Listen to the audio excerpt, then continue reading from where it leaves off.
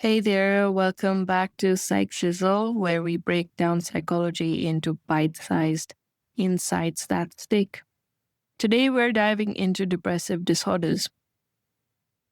Depression isn't just having a bad day or feeling sad. Clinically, a depressive disorder is when low mood or loss of interest lasts most of the day, nearly every day, for at least 2 weeks and is joined by other symptoms like changes in sleep or appetite, fatigue, trouble concentrating, or feelings of guilt and hopelessness. It can affect every part of life, even if it's invisible from the outside. Imagine this: your alarm goes off, you open your eyes, but you don't move. You're not comfortable, but the thought of standing up feels overwhelming. 10 minutes pass, then 30. You finally push yourself up because you can't ignore the day forever. You skip breakfast not because you're in a rush, but because you're not hungry and cooking feels like too much.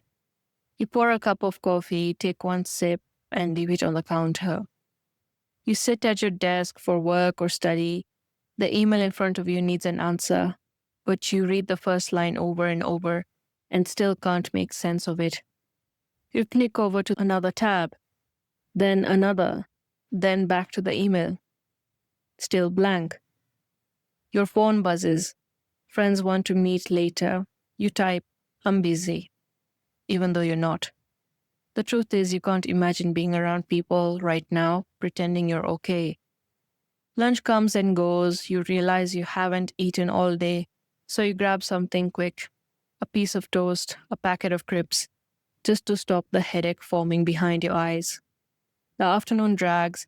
You switch between lying on the couch and staring out the window, not thinking about anything in particular, but feeling this heavy, dull ache in your chest. Evening arrives, you look around and notice nothing's changed. The dishes are still in the sink, the laundry still in the corner, the work is still undone. Guilt creeps in, but it doesn't push you to move. It just sits with you, making the air feel thicker. You finally get into bed. You're exhausted. You hope sleep will come quickly, but your mind starts replaying everything you didn't do today. Tomorrow will probably feel the same. That's what depression can be: a constant weight that turns even the smallest parts of life into uphill climbs. These symptoms have to be more than temporary sadness. They must cause real difficulties in work, school, relationships, or daily functioning. That's the line between a rough patch and a clinical disorder. It's not about toughening up, it's about recognizing when your mind and body need help. So, why does depression happen? The truth is, there's really one single reason. For some people, it starts with biology. Genetics can make you more vulnerable, and changes in brain chemistry can affect how your mood is regulated. For others, it's triggered by life events, losing a job, the end of a relationship, grief, trauma, or ongoing stresses that weighs you down over time. Sometimes it's the environment, living in isolation, dealing with constant financial pressure, or not having a strong support network. And often it's a mix of all three: biological, psychological, and social factors feeding into each other. That's why two people can go through the same experience and only one develops depression. It's not about strength or weakness, it's about how all these factors come together in a person's life. Depression has been part of human history for as long as we've been telling it.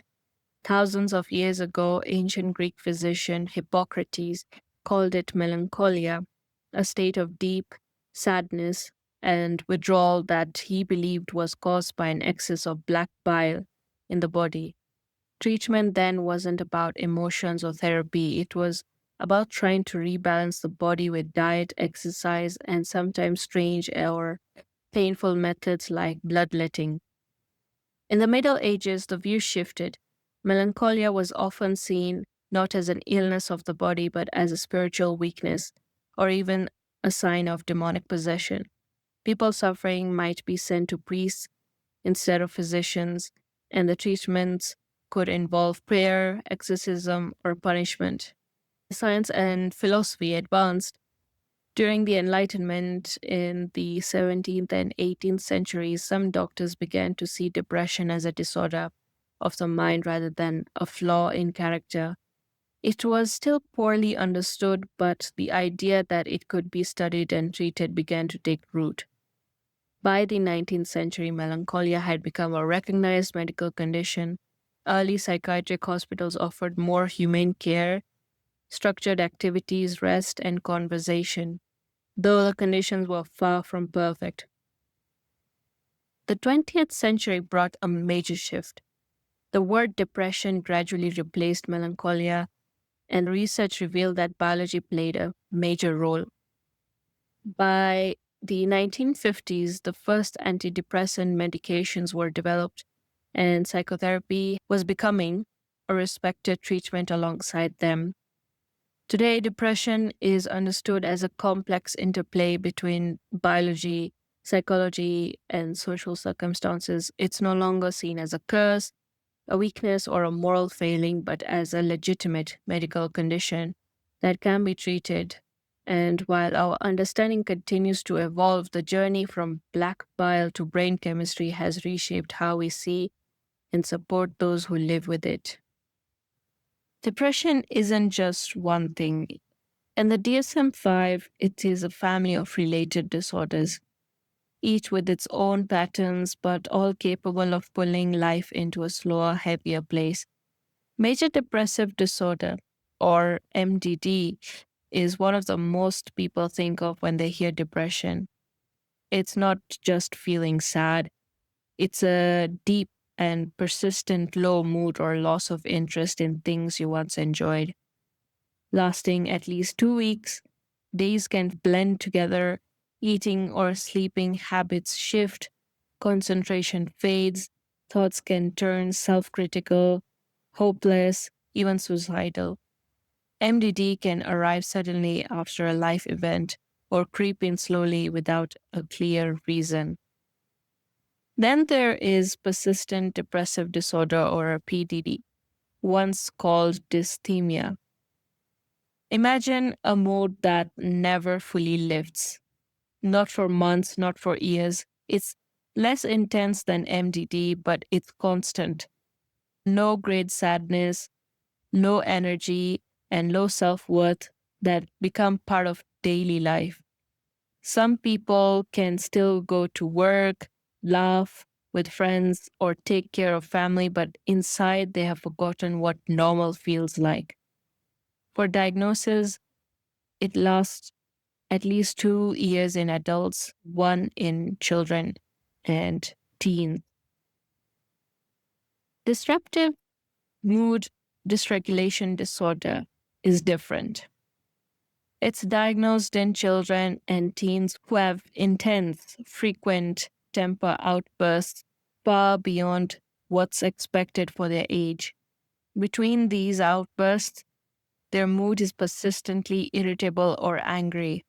It's not just bad behavior, it's a pattern that disrupts home, school, and friendships.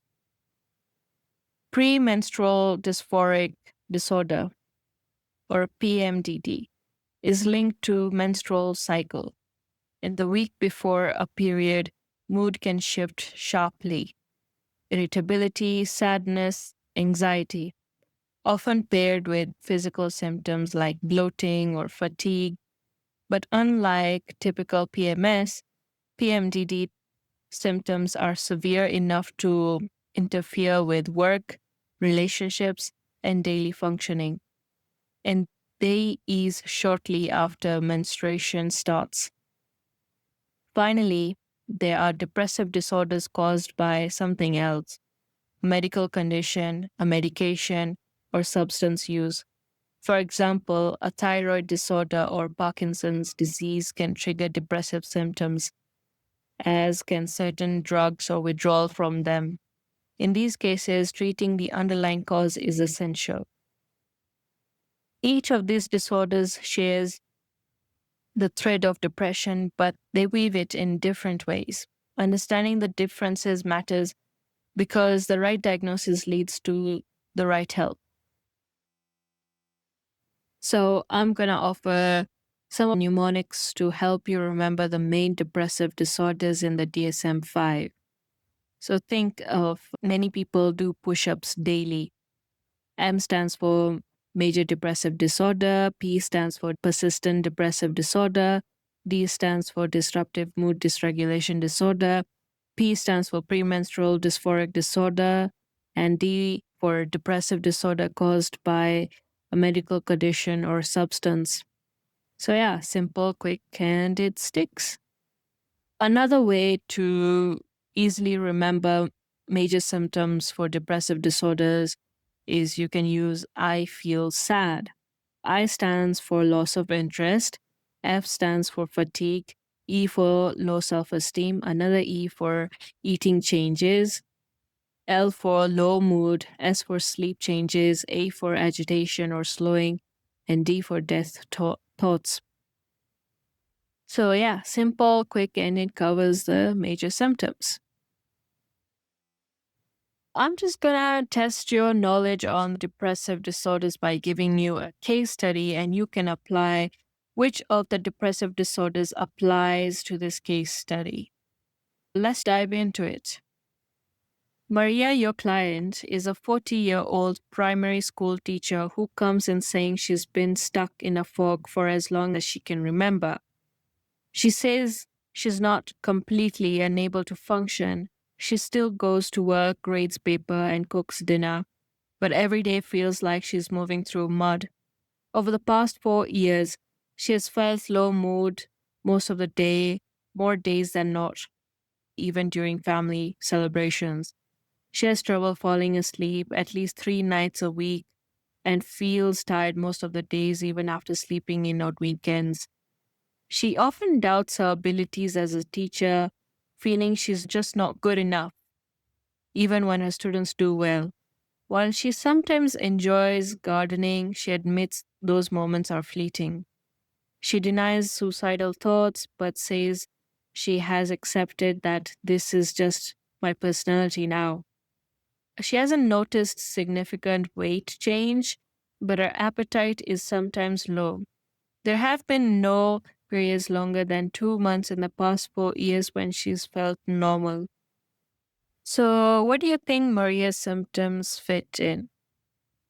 If you guessed a persistent depressive disorder, also known as dysthymia, then you are right. Maria has been reported feeling low mood for at least 4 years and present most of the days, more days than not. At least two other symptoms: low energy, low self esteem, poor sleep, and poor appetite. No period longer than 2 months without symptoms. This isn't MDD because her symptoms, while chronic, are less severe than typical MDD episodes and have been continuous for years rather than appearing in discrete episodes. The good news is depression is treatable. For some people, therapy is the first step. Talking to a trained professional can help untangle the thoughts, habits, and patterns that keep depression going. Approaches like cognitive behavioral therapy, interpersonal therapy, or other evidence based methods can be life changing. Medication can also help, especially when depression has a strong biological component. Antidepressants work by balancing brain chemistry, and for many people, they make it possible to start feeling themselves again. Lifestyle changes matter too. Regular exercises, better sleep, balanced nutrition, time outdoors, and staying connected with others all makes a difference, even if it feels impossible at first. Recovery doesn't mean you never feel low again. It means the lows don't control your life. It means finding ways to live fully even with the challenges. Reaching out for help isn't a weakness, it's the first step back toward hope.